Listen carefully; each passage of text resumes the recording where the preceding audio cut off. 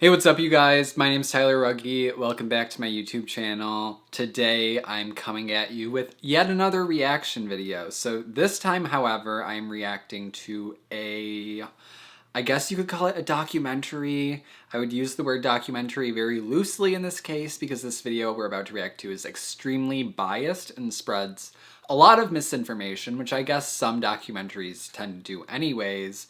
But my point is this is a very poor example of a credible documentary. This is just a video basically that was posted to YouTube March 25th, 2020, and it was posted by World Animal Protection. It's called Ball Pythons Are Wild Animals, Not Pets. And I guess you could basically probably tell where this video is going. This video is all about why ball pythons belong in the wild and not in the pet trade. And I have a lot of issues with this video, which we're obviously going to get into, but just so you guys can have a kind of general idea before we get started of what we're going to see in this video, I'm just going to read the description of this video for you guys because I feel like the description itself just says everything. More ball pythons are legally exported out of Africa than any other live animal, and most become pets. These popular reptiles are then shipped across the world, often to Expos to be shown off to potential owners, surrounded by bright lights trapped in plastic boxes. They have no space to stretch out and no access to water or shelter.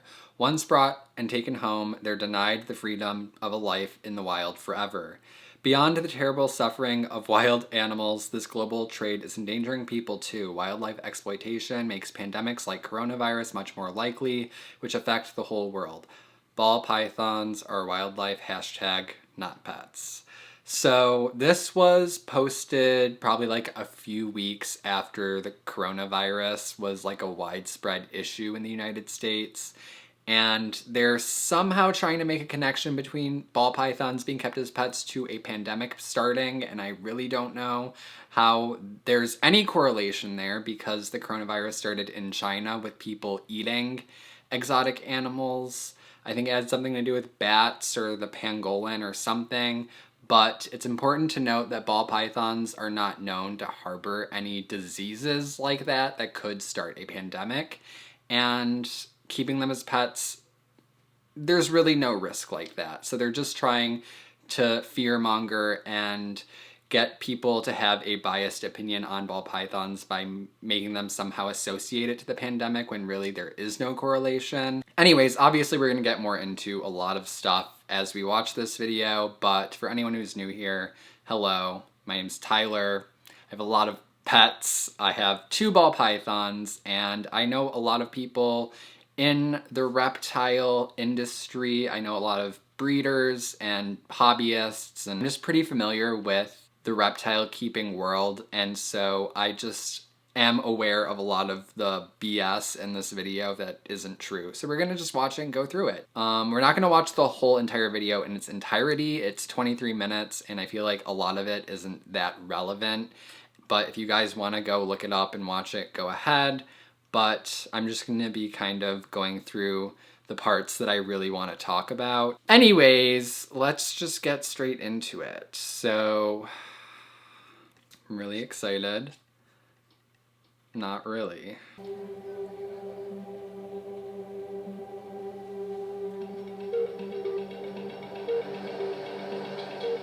The United States of America, a country famous for trendsetting and its influence on popular culture. However, over recent years, the USA has also become known as a global hotspot for the exotic pet industry. Recent estimates suggest that more than 17 million exotic pets are currently inhabiting American households.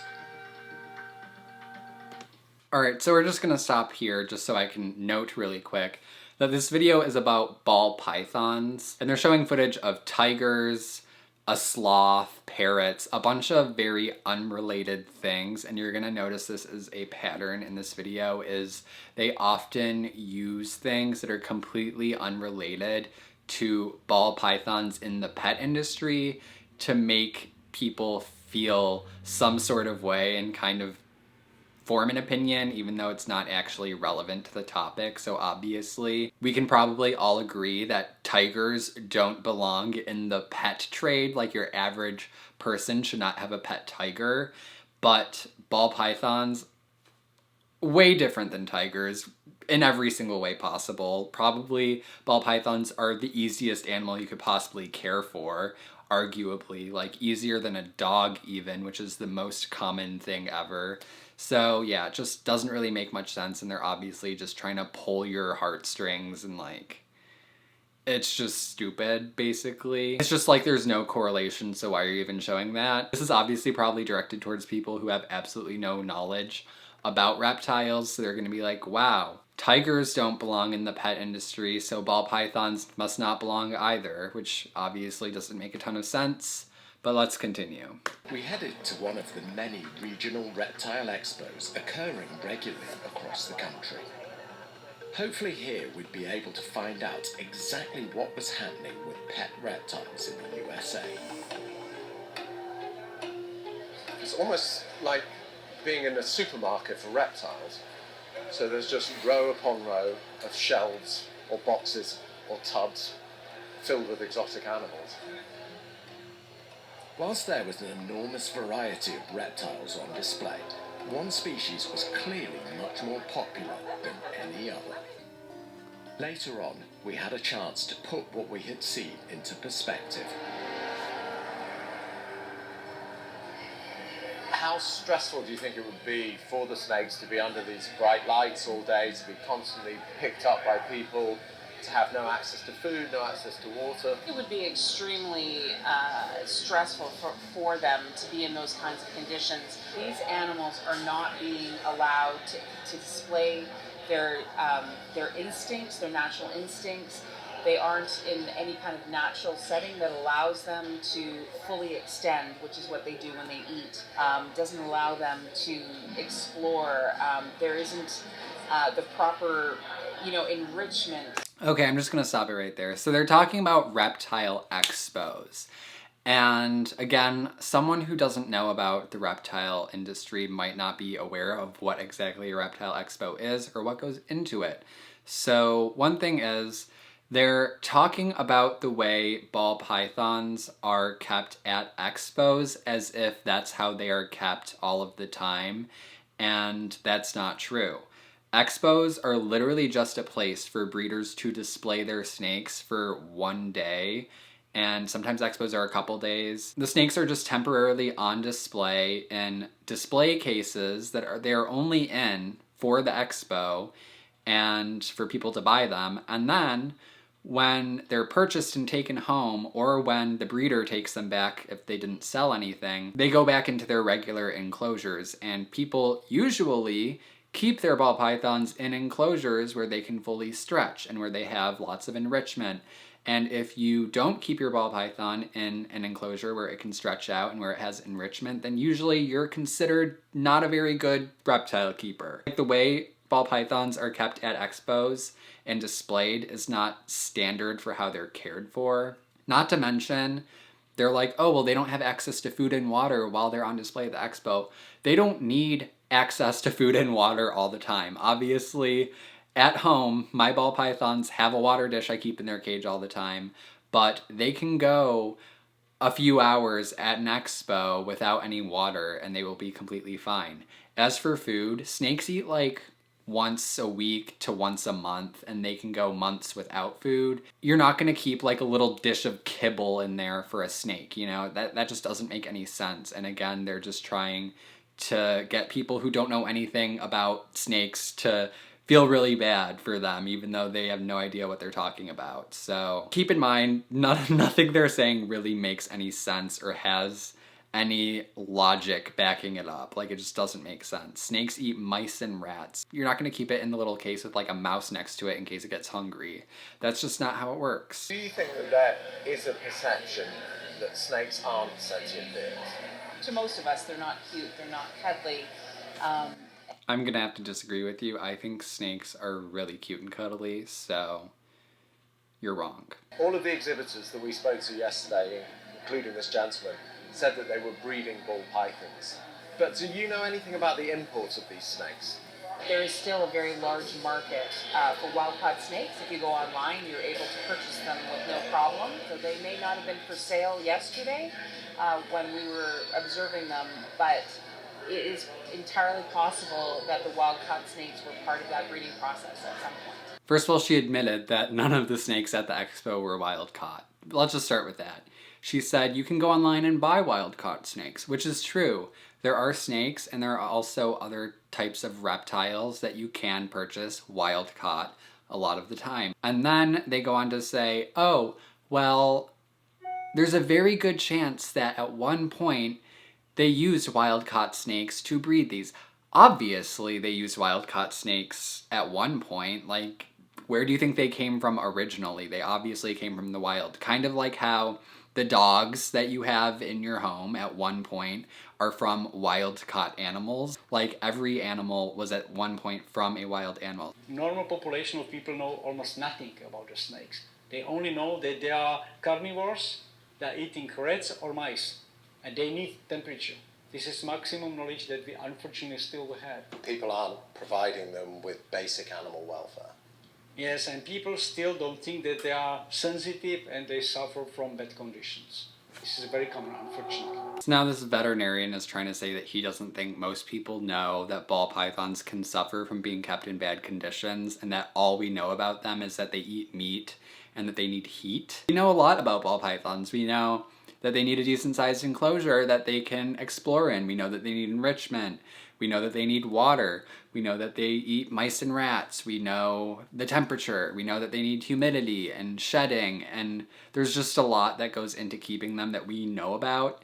And we also are pretty well aware that they suffer if they're kept in poor conditions. I think that's something that most people are aware of. Maybe not everyone, but I would have to say most people in the reptile hobby are pretty aware of that.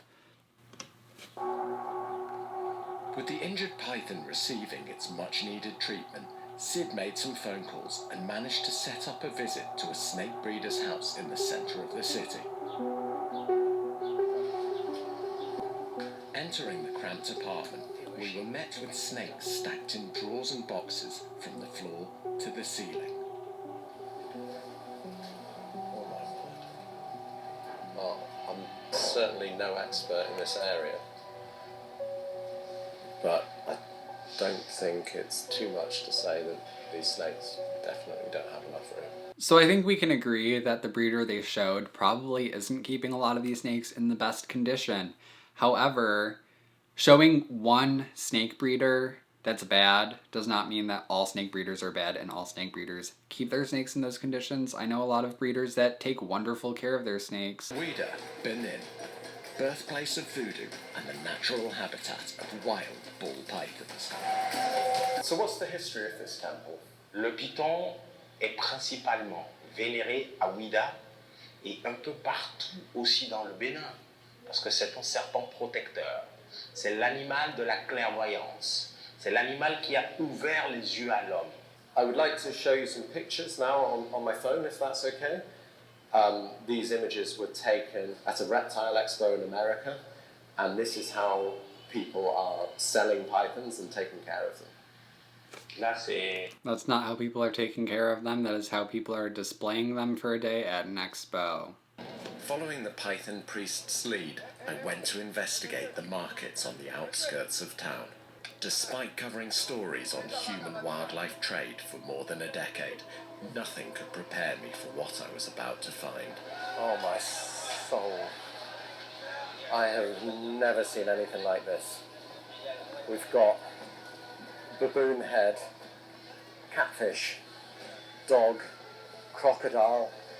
Oh my word, that is a bucket of monkey heads there. No animal seemed to be off limits, all dried and on sale for use in voodoo practices. And here we have an entire tray of ball python heads.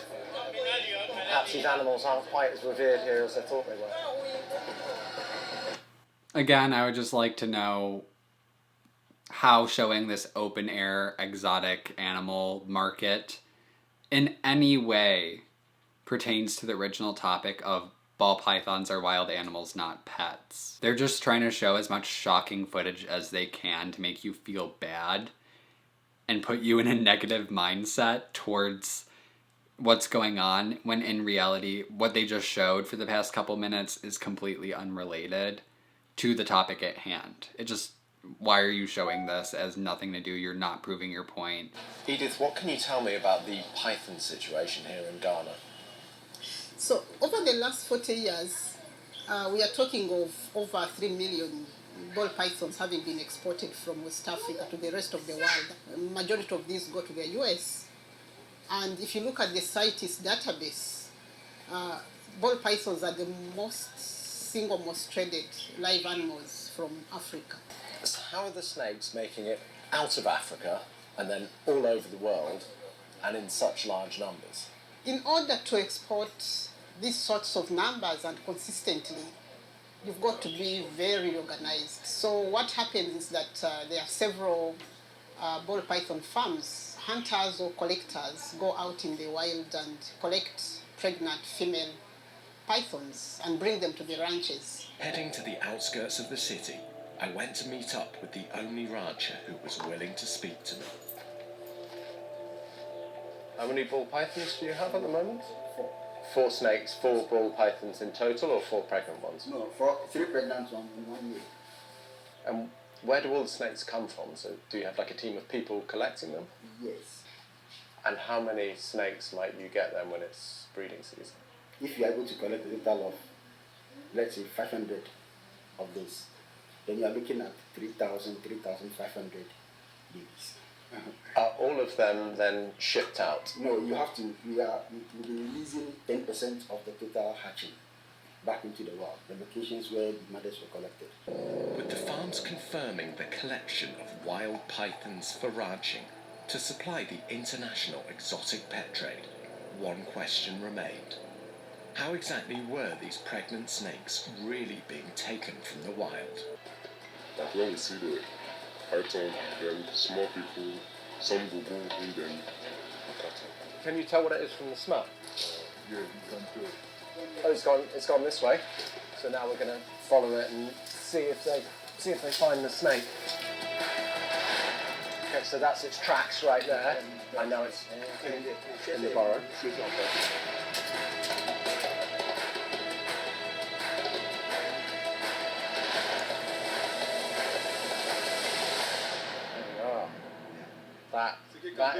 That's definitely a ball python.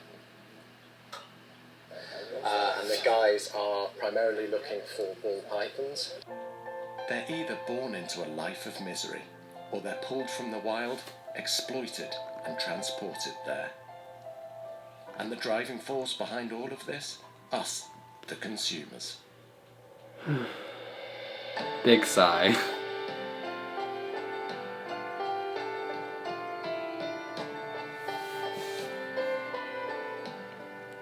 I believe that wild animals belong in the wild. These animals are not domesticated, and there is no environment that we could create for them, even with our best intentions, even with the best care possible, that would allow them to live the life that they are naturally born to live.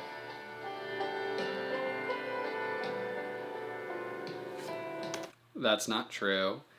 Some morphs, I could probably name like 3 or 4 of them out of the dozens of morphs that exist, that can come with some abnormalities, but to say that as if it applies to all morphs is a little bit misleading.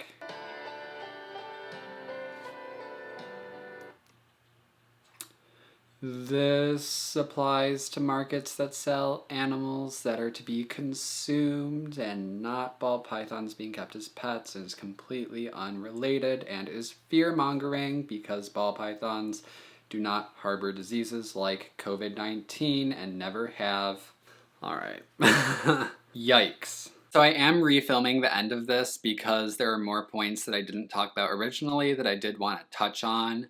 But overall, as you can tell, this video was just a bunch of propaganda and a bunch of crap. But just to give a positive to this, I did find some things they showed interesting, like them actually showing where ball pythons are native to and the people who kind of like worship the ball pythons and the process of catching them. I found that to actually be interesting to see, so I didn't want to just totally bash this video. There was obviously effort put into it, and some of it was interesting to see, but overall, a lot of the information they were showing and their overall message, I just disagree with, and a lot of it is obviously just not true. But I think one of the biggest issues I have with this is the way they portray Expos, and even the fact that they show reptile Expos in this video, because the issue with wild-caught ball pythons really has nothing to do with reptile Expos for the most part. They're just trying to demonize every aspect of keeping ball pythons, but then they're also trying to go and use wild-caught ball pythons as a reason, even though there's no correlation. They did say that the pythons at the expo weren't wild caught, but why even show them then, you know? They were trying to just show that for the shock factor for people who don't understand expos and make people think that the way they are shown at expos is the way they are kept all the time. Obviously that's not true. And then they try to say that people don't think ball pythons are sentient. Obviously not true. And then they went and showed one bad ball python breeder and showed how they keep the snakes in teeny tiny tubs, which some breeders are like that, but again, you can't generalize, you can't say that all breeders are like that. So at the end of the day, do I think catching ball pythons from the wild is a good thing? No. But most people in the reptile hobby in the United States are not at fault for that. And I actually talked to my friend M from Exotic. A lot of you are probably familiar with her, but she knows people who work for reptile wholesalers. And what I actually didn't know before, and I learned this, and I found it to be a little bit shocking, but the more I think about it, it's really not that surprising to me. When I was watching this, I was wondering, where are all of these wild-caught ball pythons? Not even wild-caught, I should say, but the captive hatched ball pythons. What they do in Africa, and they showed it, was catching the pythons from the wild and then taking their eggs and hatching their eggs in captivity and then shipping those snakes to the United States. Those are captive hatched pythons, and I was just wondering, where do those go? Because I don't really know of many breeders who like get captive hatched ball pythons. Like, people aren't really selling them here. It turns out a lot of the snakes at PetSmart and Petco are from Africa, captive hatched ball pythons. And it kind of makes sense when you think about it. And, you know, I did find it to be a little bit shocking though. But I've always wondered, why is a normal ball python like $60 at PetSmart? And maybe that's why, because they're literally from Africa. And not saying, obviously, I'm not saying all pet stores are like that. I'm not going to generalize, say all PetSmarts and Petcos are like that. But a lot of them get their snakes from wholesalers, and those wholesalers are importing the snakes from Africa. So if you do have an issue with captive hatched snakes from Africa coming here, then big chain pet stores like that are more to blame than responsible ball python breeders. Just another reason maybe to not buy animals from chain pet stores. There's a plethora of other reasons I've talked about before, but that's just one to add to the list. Pretty much all of the snakes at reptile expos are captive born and bred. Breeders don't usually get snakes that are wild caught or captive hatched unless they're working on a specific breeding project that might for some reason require that. But it's not a very common thing. I guess I just didn't really like the way this documentary tried to intermingle the expos and kind of all the good breeders and tried to like get people to believe that it somehow had something to do with all of the snakes being imported from Africa. They could have actually made this a really informational documentary if they showed all of that, but left expos out of it and just talked about chain pet stores and big reptile wholesalers in the United States and how they're the ones getting most of the farmed snakes. They could have made it all about, you know, don't buy reptiles from PetSmart. and it could have been like a pretty decent video, but instead they try to also kind of shit talk expos and responsible breeders, and overall their message here is we shouldn't be keeping ball pythons as pets, period, no matter what. And obviously that's not a message that I agree with.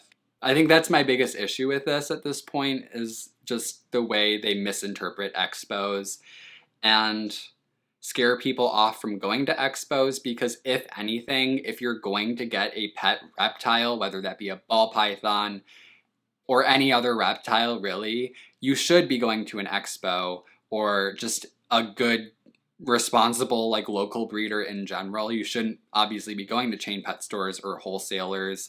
For the most part, those are to be avoided. This seems like just some PETA type of organization that's like, let's not keep reptiles in captivity at all ever. And if that's your opinion, then fine, but don't go and spread a bunch of false information just trying to get people to believe your opinion. At least just lay out the facts, at the very least, and make it very clear. And then obviously, you know, they go off and try to say keeping ball pythons in captivity is somehow related to a pandemic starting, and I don't even want to like try to get into how crazy that is, because I don't think I have to. If there's anything you can take from my reaction to this, if you're gonna get a reptile, please do go to an expo. Expos are not all that bad. There are still some bad breeders at expos and people who don't take great care of their snakes, but there's also a lot of really wonderful breeders, and if you get talking with people, you can often figure out who is good, who is bad, and who knows what they're doing. And a lot of the times you can even just tell by looking at people's reptiles which ones are healthy and which ones aren't. I hope you guys enjoyed this video, and I hope you guys maybe learned something. At the very least, I hope you got a good laugh at the video I reacted to. So thank you guys for watching, and once again, if you guys are new here, make sure to hit the subscribe button. Check out my social media links, those will be linked down in the description below, and I will see you guys in my next video.